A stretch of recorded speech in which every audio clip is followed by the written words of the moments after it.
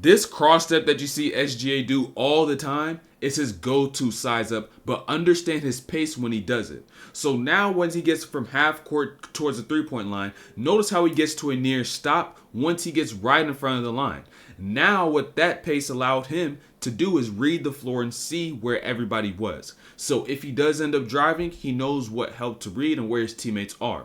But now when he enters that cross step, if his defender ends up dropping back a little bit, he'll usually get into the shot. Because now you got to play opposite of the defender's momentum. They go forward, you go down. If they go down, you could go up into a shot. So now with Clay dropping back just a little bit, he goes up into a shot and he knocks it down.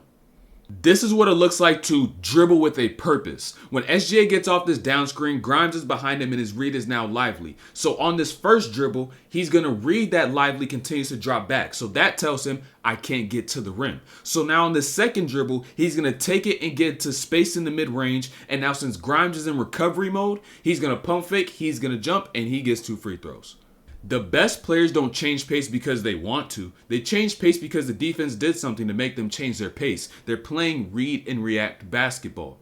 Stop premeditating your moves. So now when SGA gets past half court, he's just walking. He's chilling. But then Najee Marshall jumps out to SGA's left, which now brings SGA to reject that screen, attack right, and since he gets Gafford going downhill, and as a big, one of the most difficult things to do is to stop and change direction, he now hits him with a little off arm, gets into some space on that right side, and now he's able to get his bucket.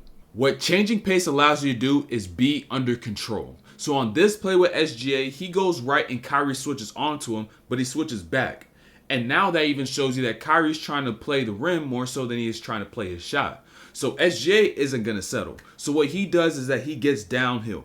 And after that first dribble, he takes that second dribble. And you saw how he shortened it, right? You saw how he shortened up that second dribble. And then he delivered that contact. What that allowed him to do is to get himself under control and deliver a precise bump onto Kyrie, a precise nudge to Kyrie, so that he could be able to not overexert himself to get called for an offensive foul, and he could be able to stay under control for this sidestep that's taking him in the other direction, and now he could get up into a shot.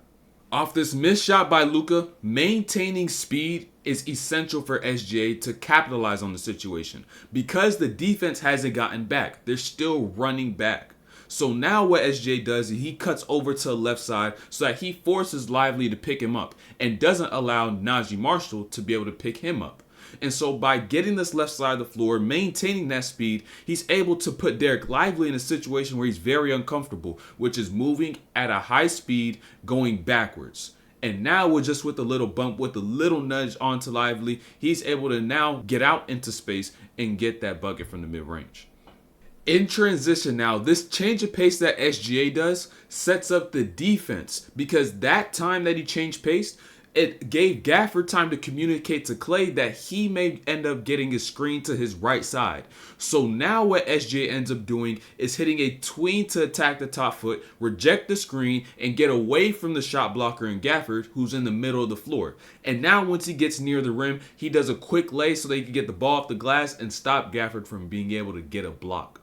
Another example of how you dribble with purpose. So SGA gets this down screen, Grimes goes under, and then when SGA goes the opposite way, Grimes goes over. So now this first dribble, he reads Lively. Is he continuing to drop back or is he going to step up to me?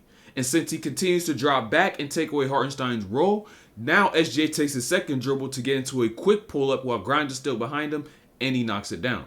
A part of playing with pace is knowing when you should and shouldn't change pace. So on this play with Derek Lively, SGA goes right, he stops, and then he goes hard left, then he stops, and he's not able to get a bucket because Lively guarded his changes of pace well. He stayed grounded. But now the next time he gets the ball and still has Derek Lively on him, he's going to learn from that mistake. And this is evident in Proverbs 12:1, which says, whoever loves discipline loves knowledge, but whoever hates correction is stupid. SGA corrects himself. So now what he ends up doing on this attack is ripping hard to the right, getting low, and then getting the ball high off the glass with no changes of pace, no stops, and he's able to get that bucket. Once again, understand the reason you change pace is not because you change pace because you want to, but it's because you're reacting to what the defense does. And so on this play with SGA, he goes right and gets a switch at Kyrie. At this point, he's relaxed, chilling, reading the floor. But since Kyrie reaches out to SGA's left side, SGA now has to speed up for a second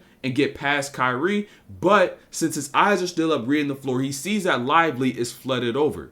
So now he can't just blow by and go all the way down to the rim. What he does is that he stops short, engages with contact with Kyrie, and gets to a very slow pace. So Kyrie can't get back in front. So now he continues to read what Lively is doing on the help. And since Lively just stays in that block area, that next dribble SGA takes gets him down to space on that baseline, and he pulls up and is able to get that midi.